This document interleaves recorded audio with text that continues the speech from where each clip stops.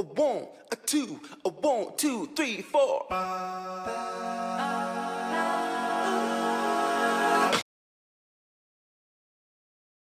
재미있는 스토리가 있는 스토리 파워 영문법 시간입니다.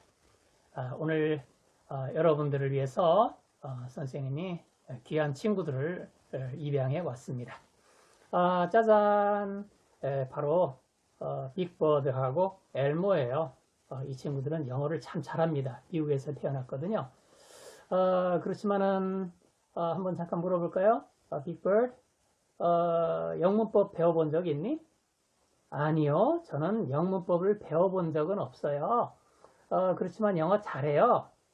How about 엘모? 네, 저도 그래요. 저는 영문법을 배워본 일은 별로 없어요. 그렇지만 영어를 잘해요. 참 어찌된 일일까요? 영문법을 배운 일이 없는데 영어를 잘한다니. 이건 여러분도 마찬가지예요. 한국어 문법 별로 배운 적이 없어도 한국어 잘하지요? 왜 그럴까요? 날마다 한국어를 쓰고 말하고 하니까 그렇죠. 그런데 영어가 어디 그런가요? 영어는 날마다 쓰는 상황, 그런 사람은 별로 없지요. 그냥 교실에서 잠깐 쓰고 또 공부로서 배우고 이러니까 그게 머릿속에 와 박히지는 않죠. 그런 사람들은 영문법을 따로 배우는 것이 훨씬 빨리 접근할 수가 있어요. 그래서 영문법 시간, 바로 스토리 파워 영문법이 필요한 것이죠. 오늘은 첫 시간이니까 핵심 문법 용어부터 정리하도록 하겠습니다. 핵심 문법 용어, 그 중에서도 문장의 기본 요소에 대해서 정리하도록 하겠습니다. 문장의 기본 요소는 몇 가지가 있을까요? 4가지입니다. 건물을 만들 때 시멘트도 있어야 되겠고, 또 철근도 있어야 되겠고, 또 가장 기본적으로 물도 많이 들어가죠. 또 모래도 필요해요. 자, 이런 것이 없으면 건물을 지을 수가 없습니다. 문장을 만들 때도 마찬가지예요. 주어 없는 문장이 가끔 있을 수는 있지만 아예 없는 게 아니라 생략된 거죠. 주어, 동사, 목적어, 보어, 이것이 바로 문장의 가장 기본적인 요소라고 볼 수 있어요. 나머지는 전부 수식어입니다. 수식어에는 몇 가지가 있죠? 2가지입니다. 형용사적 수식어, 또 부사적 수식어가 바로 그것이에요. 자, 이것들에 대해서 먼저 노래로 정리해 보도록 하겠습니다.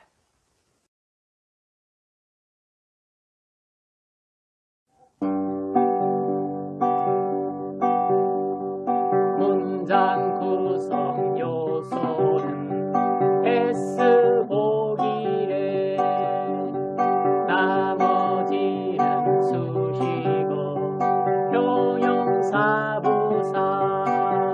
S복, 복, 복, S복, 복, 복, S복, S복, S복, 복, 복. 문장 구성 요소는 S복이래. 자, SVOC, S복. 이게 문장 구성 요소입니다. 자, 나머지는 뭘까요? 수식어. 수식어에는 뭐가 있죠? 예, 형용사적 수식어, 부사적 수식어. 자, 이 2가지도 노래로 정리해 봅시다.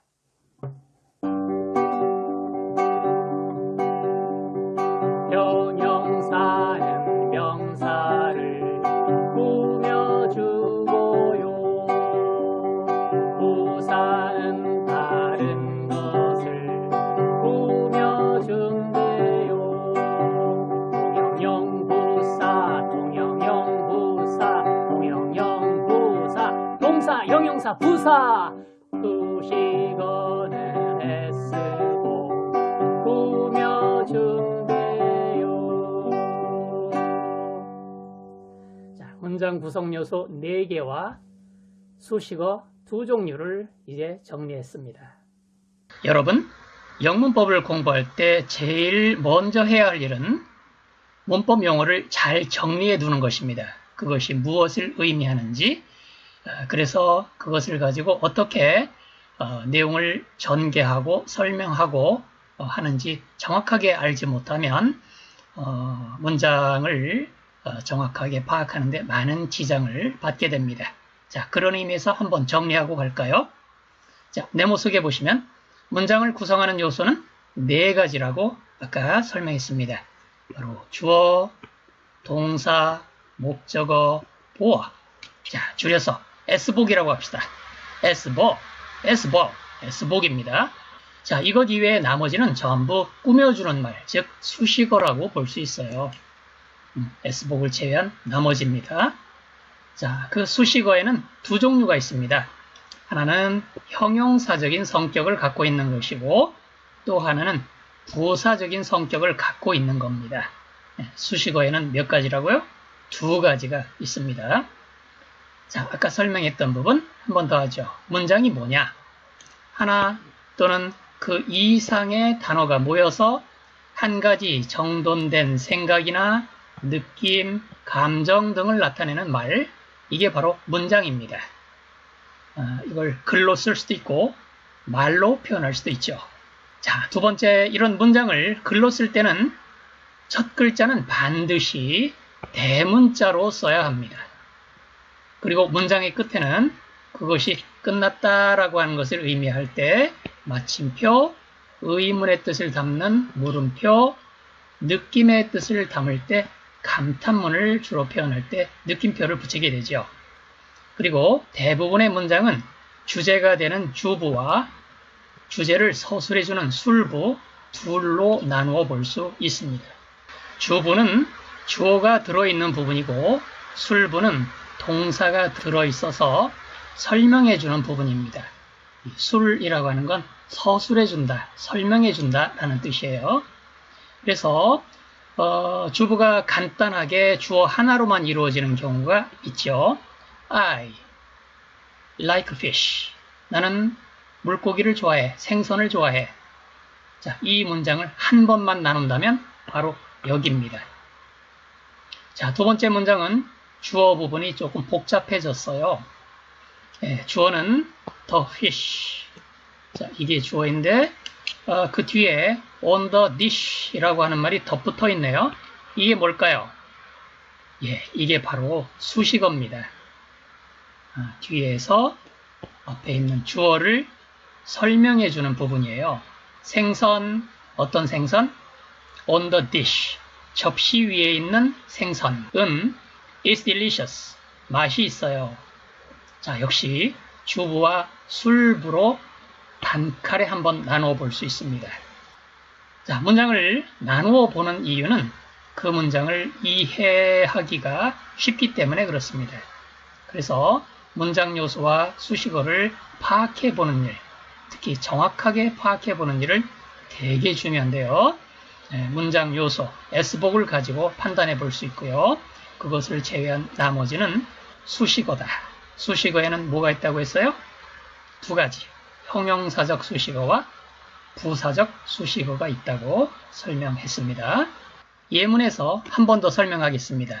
The fish on the dish is delicious. 자, 이 문장은 문장 구성 요소로서 판단을 해보면 맨 앞에 the fish는 주어에 해당됩니다.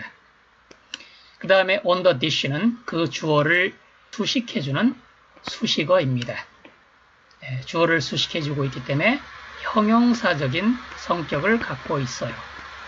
왜냐하면 the fish가 명사, 즉 이름을 갖고 있는 명사이기 때문에 형용사적 성격을 갖고 있다라고 말할 수 있습니다. 다음에 is가 동사이고요. 그 다음에 delicious는 앞에 있는 주어를 보충 설명해 주는 말이에요. 그 생선은 delicious, 맛이 있어요 하고 앞에 있는 주어를 보충 설명해 주고 있습니다. 이런 것을 보어라고 하는데 영어에서는 약자를 써서 he로 표현합니다. 자, 2번째 문장 보실까요? Fishing in the pond makes me happy. 연못에서 낚시하는 일은 makes me happy. 나를 행복하게 만들어줍니다. 라는 문장이에요. 문장의 요소로 판단해 보았을 때 주어, 동사, 목적어, 보어 그 사이에 수식어가 껴 있네요. In the pond. 연못에서의 낚시질. 연못에서 하는 낚시. 자, 이렇게 또 앞쪽에 있는 주어를 설명해주는 형용사적인 수식어가 뒤에 붙어 있습니다. 자, 이렇게 판단해 보면 문장이 어떤 식으로 구성되어 있는지 금방 이해가 되죠. 그러니까 문장 구성 요소 SVOC, S복이라고 하는 것과 또 수식어가 들어가서 문장을 만들어 준다라고 이해할 수 있겠네요. 자, 정리를 해보면 S복을 가지고 문장을 만들어 가는데 그것만 가지고는 안 되고 수식어가 끼어들어간다. 수식어에는 두 종류가 있다. 형용사적인 성격을 가진 수식어와 부사의 성격을 갖고 있는 수식어. 자, 이렇게 정리해 볼 수 있겠습니다. 자, 이번엔 수식어에 대해서 정리하도록 하겠습니다. 먼저 형용사적 성격을 갖고 있는 수식어를 정리하겠습니다. 형용사 성격을 갖고 있다라고 하는 말은 두 가지 중에 하나로 이해하면 되겠습니다. 첫째, 명사를 꾸민다. 명사를 수식한다. 둘째, 명사가 어떻다라고 명사를 설명한다. 그래서 형용사적인 성격은 이 둘 중에 하나의 기능을 합니다. 자, 그렇게 쓰일 수 있는 수식어가 6가지가 됩니다. 첫째, 형용사 자체가 그런 역할을 해요. A good friend, 좋은 친구.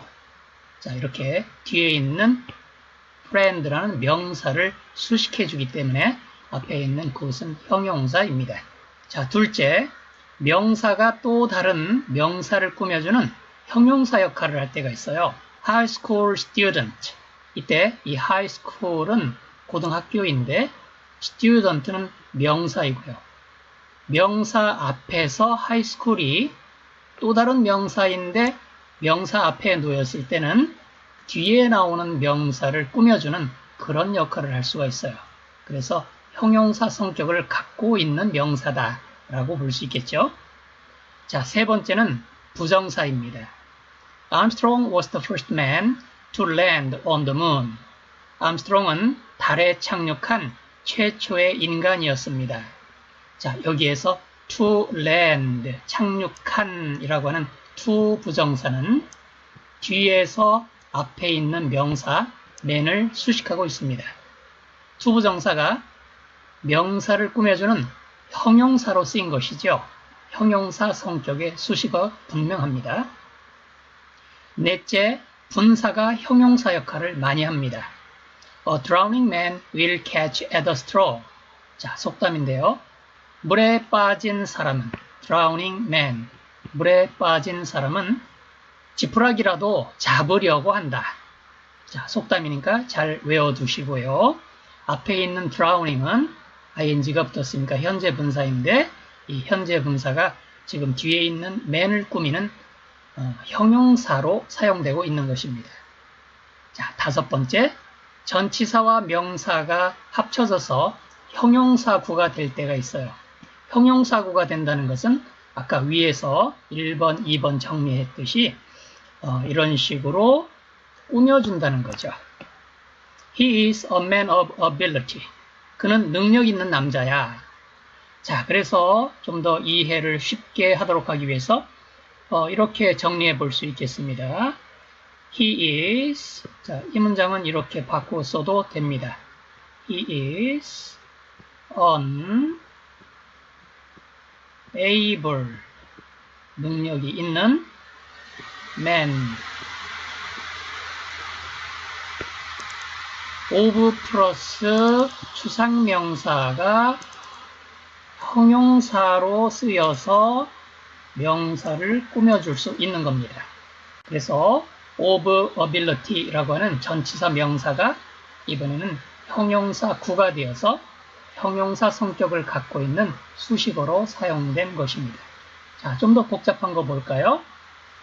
흔히 관계대명사가 들어가는 문장이 바로 그런 것인데요. This is the comic book. 이것은 만화책이야. Which he lent me. 그가 나한테 빌려준. 자, 여기에서 관계대명사 which가 들어가는 바로 이 뒤에 문장. 이 뒤에 문장이 바로 형용사절이 되어서 앞에 있는 선행사 comic book을 꾸며줍니다. 자, 만화책, 어떤 만화책? 그가 나한테 빌려준 만화책. 자, 뒤에서 꾸며주고 있어요.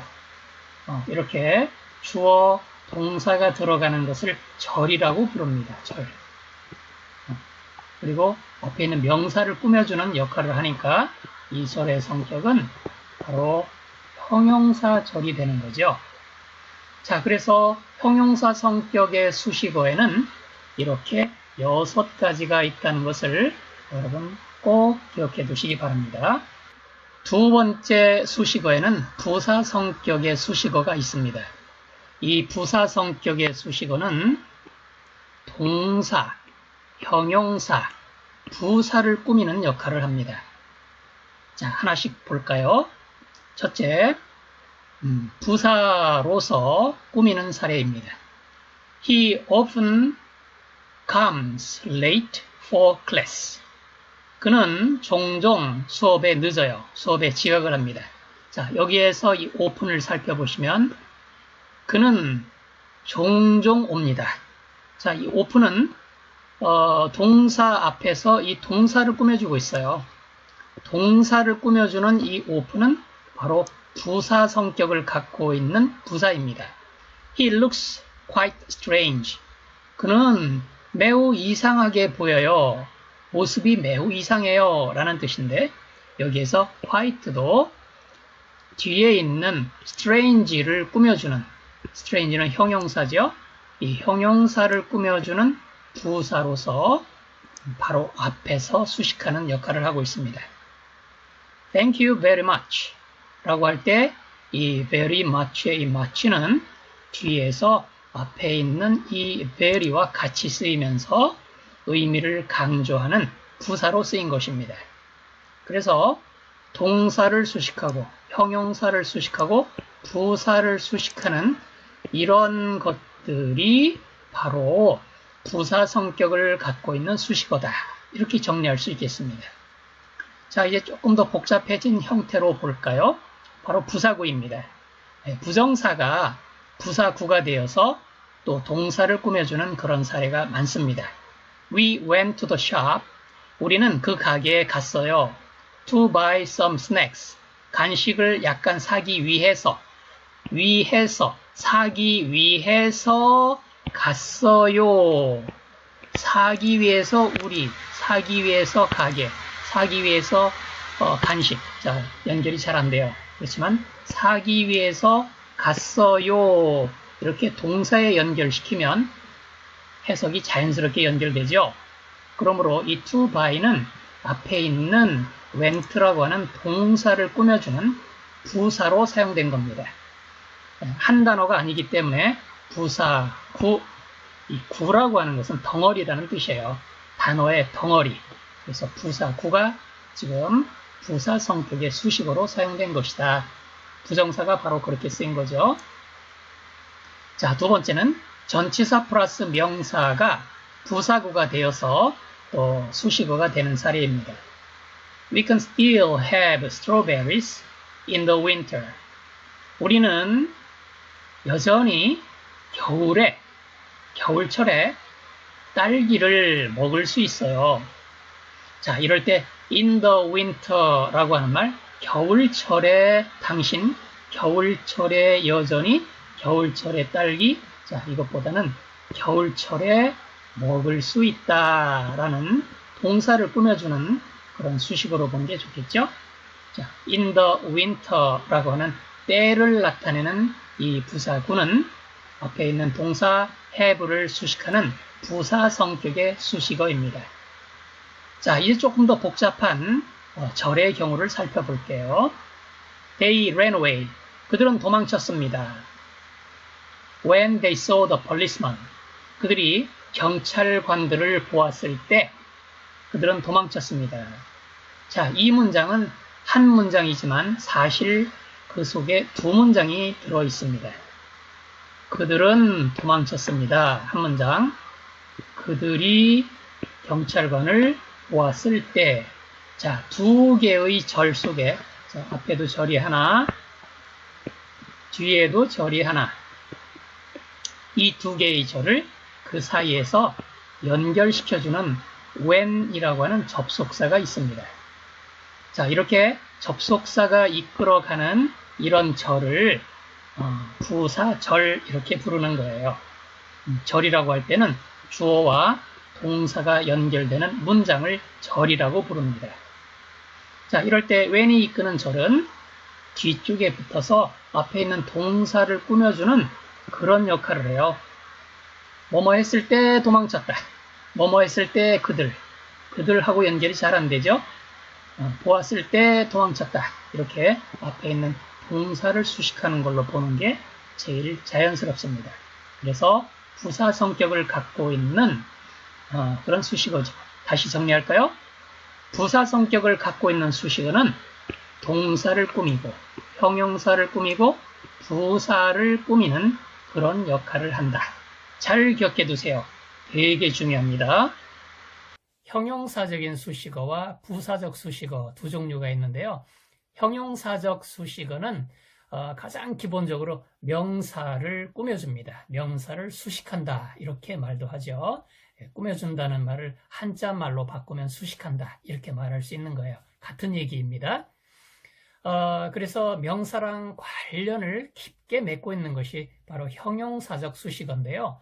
형용사적 수식어는 명사를 꾸며주고 수식하고 또 더 나아가서 명사가 어떻다라고 설명해주는 역할까지 합니다. 자, 명사가 어디에 쓰일까요? 네, 주어에 명사가 들어있을 수 있습니다. 목적어에도 명사가 들어갈 수 있어요. 그렇습니다. 보어에도 들어갈 수 있어요. 그래서 주어, 목적어, 보어 이 세 군데에 명사가 쓰이기 때문에 이 세 군데를 형용사가 또 꾸며줄 수 있다. 이렇게 정리하면 되겠습니다. 부사적 수식어를 설명할까요? 부사적 수식어는 바로 형용사적 수식어가 하지 않는 나머지 일을 하는 것입니다. 그러니까 동사를 꾸민다든가 형용사를 꾸민다든가 또 다른 부사를 꾸미는 그런 역할을 하는 것이 바로 부사적 수식어가 하는 일입니다.